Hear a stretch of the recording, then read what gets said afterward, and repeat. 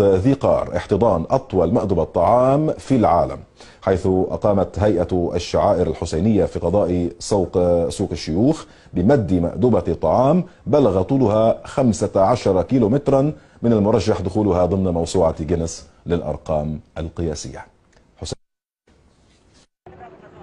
بعد استعداد دام عدة أيام، باشرت هيئة الشعائر الحسينية في قضاء سوق الشيوخ بمد مائدة طعام طولها 15 كيلومترا للفقراء والمعوزين وزوار الإمام الحسين عليه السلام، حملت عنوان مائدة السبطين، لتكون بذلك أطول مائدة في العالم، من المرجح دخولها موسوعة جينيس للأرقام القياسية.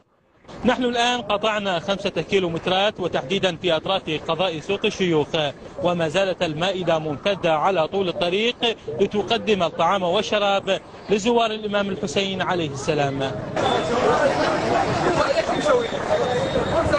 أقامت وحدة الشعار والمواكب الحسينية في قضاء سوق الشيوخ في هذا اليوم سفرة السبطين، أطول مائدة طعام في العالم، حيث بلغ طول المائدة 15 كيلومتر من تقاطع الحكيكة سوق الشيوخ قرمة بن سعيد وباتجاه ناحية الفضلية. المائدة شاركت في إعدادها جميع المواكب الحسينية في مدينة سوق الشيوخ ونواحيها، من خلال تحضير ما لذ وطاب من الطعام والشراب للجموع المؤمنة الزاحفة نحو كربلاء المقدسة لإداء زيارة أربعينية الإمام الحسين عليه السلام. نحن الآن قطعنا 10 كيلومترات، وما زالت المائدة ممتدة على طول الطريق.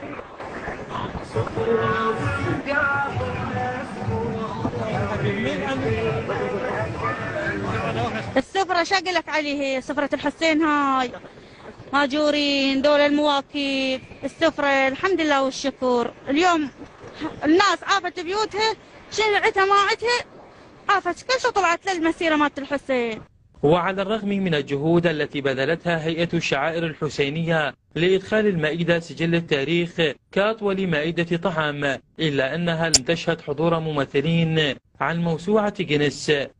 بعد أن قطعنا 15 كيلومترا نصل إلى نهاية المائدة، وتحديدا في ناحية الفضلية، ونلتقي بأحد إعلامي قضاء سوق الشيوخ. أستاذ عقيل، هل جاءوا ممثلين عن موسوعة هذه المائدة ضمن هذه الموسوعة؟ الحقيقة للأسف الشديد لم يحضر أي ممثل، هو ممثلهم في العراق واعتذر لضيق الوقت وسفره إلى خارج البلد. هي دعوة مخلصة لهذه المؤسسة أن تنظر بعين الإنسانية إلى سفرة السبطين التي جلس عليها الفقير واليتيم والضيف. مائدة السبطين التي امتدت من ناحية الإحكيكة وحتى مدينة الفضلية بطول 15 كيلومترا، قد تكون أكبر مائدة طعام في التاريخ، بانتظار دخولها موسوعة جينيس للأرقام القياسية. من ذي قار، حسين الخفاجي، قناة آسيا. ألف صحة إلى التفكير بالعناوين. العبادي يؤكد أن بغداد مؤمنة من خطر الإرهاب.